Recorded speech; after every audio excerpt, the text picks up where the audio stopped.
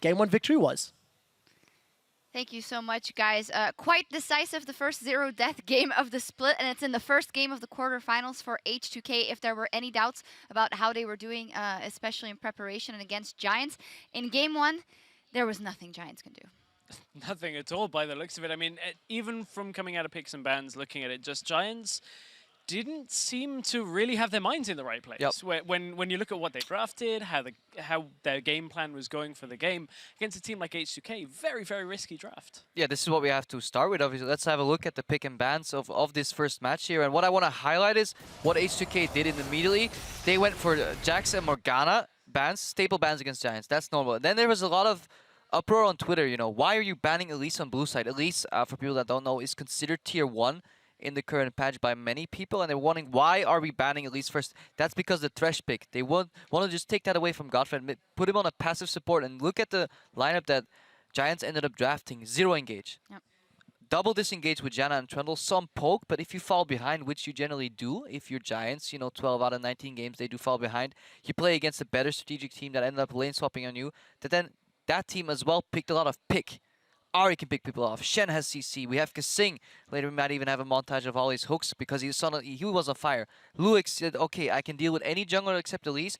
Just get me Elise in. I will put on the aggression. And I really like that mentality. And now we can take down the pick and ban graphic already. I just like the mentality of a team that comes into in the first game of a best of 5 series and saying, we're going to play aggressive. Yep. We're just going to come out swinging. We're going to make something happen.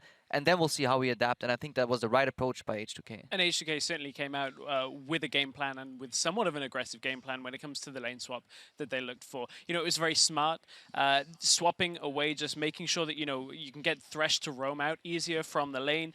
You know, Tristan's going to push the towers a lot more easily than the Corki as well in the early game. And at that point, the Trundle's already behind.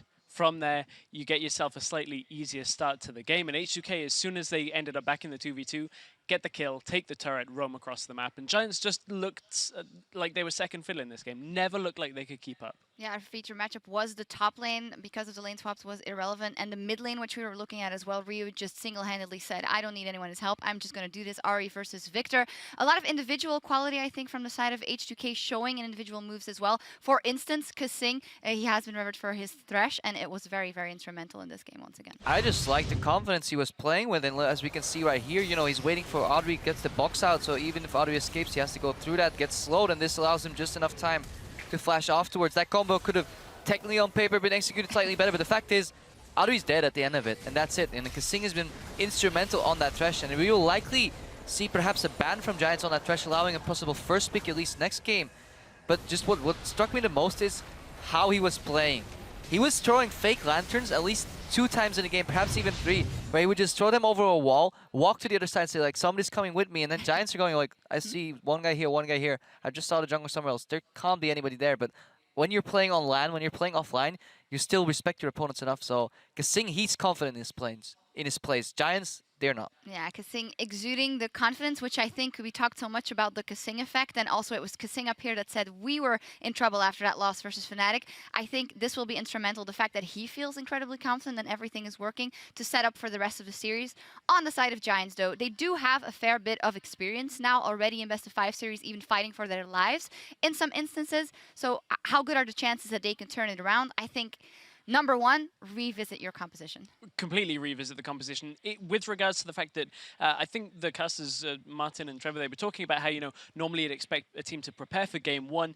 The other thing a team will prepare for is the worst case scenario. Is if they do have something that they can completely change everything up, they may be able to look to do that. But certainly, even from what is their supposedly most prepared strategy, a lot of things have to change, and I think the Thresh ban has to be the start. Yeah, or just a different approach to the game. They're on red side again, so things will get mirrored or get repeated again, but with slight nuances shifted. And then this is where the mind game of pick and bans comes in. Who's going to change their ban first? Because Giants, they still have the last ban, so they can force H2K to ban the same things. Perhaps they can drop the Sivir, though, for the Thresh ban and just find a different lane, and then just pick more aggressively. Pick some hard CC. It's easier to play the game when you can lock opponents down, else it's doable, but it's incredibly hard, and you have to be the better strategic team in terms of vision, in terms of positioning, in terms of grouping up and sieging. Because if Giants got ahead with this composition, yes, they could have sieged and poked, but it's incredibly hard to get ahead.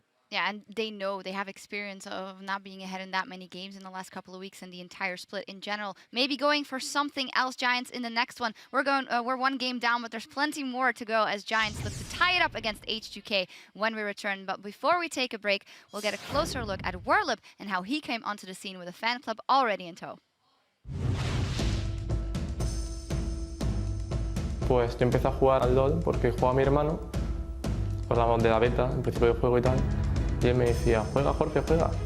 Yo la verdad no quería, él insistía. Y dije, no, el LoL la verdad es que es divertido, entonces ahí fue ya un vicio. Ey, Vicente. Buenas, tío. Te saludo en inglés. Venga, sólame en inglés. Hey, hello, Werlyb. Buenas. Por fin estamos todos. Pues yo tengo 11 hermanos, tengo muchísimos primos, todos han jugado siempre a juegos. A ver, yo voy a top, ¿no? Pues yo quiero ir abajo, en verdad, tío. Yo quiero ir abajo. Vamos tú y yo, Chesco. Vale. Entonces me viene mucho de familia, es decir, desde 8 años, 7, he jugado a juegos viendo a ellos cómo jugaban. ¡Un incauto! ¡Qué bueno es el tío ese! ¡Chesco, gancho!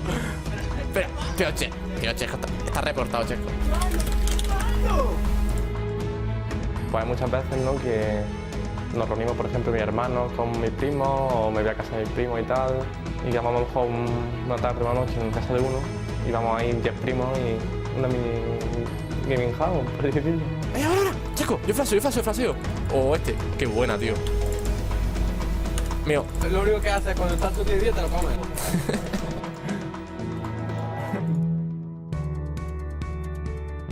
Pues yo el primer viaje que hice a un evento pues fue en Barcelona, me tuvo que acompañar mi hermano y era como una experiencia, nosotros dos íbamos ahí la primera vez pues súper emocionados y tal, pero lo veía como un hobby porque no tenía nivel ni de lejos, no me imaginaba que en 2 años vamos a poder estar aquí. And Giants secure the 10th spot in the LCS. Cuando entramos a la DCS hubo como una reunión en la casa, como toda la familia reunía, todo el mundo preguntaba, al final vimos que había mucho más pros que contras y que había que aprovechar la oportunidad. Si tú rechazas, es como estás rechazando una oportunidad que no puede tener casi nadie. Hay que abrirse a nuevas posibilidades y esto es una oportunidad única. Él ha apostado por hacer lo que le guste, para mí eso es lo mejor que puede hacer. Mi madre en ese sentido es muy liberal, es decir, ella no es la típica madre que siempre te pone normas, siempre te exige y tal, en el caso de que tú sigas con tus estudios muy bien y que tú te hagas tu vida social y tal. Ella, siempre que tú llevas una vida sana, tú con tu vida puedes hacer más o menos lo que tú quieras. Entonces ella siempre me ha apoyado y me ha dicho que si yo con esto soy feliz, que ella es feliz. ¡Oh, Jorge! ¡Cata!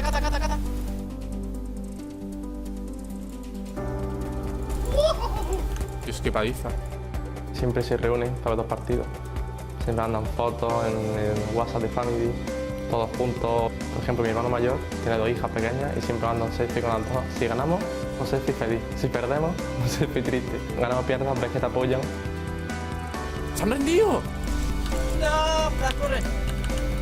Yeye, estas tenían miedo. ¿Has visto a Pedro? Bueno, yo voy a dejar ya. Tú también. Venga. Venga, chavales. Nos vemos. Venga, adiós.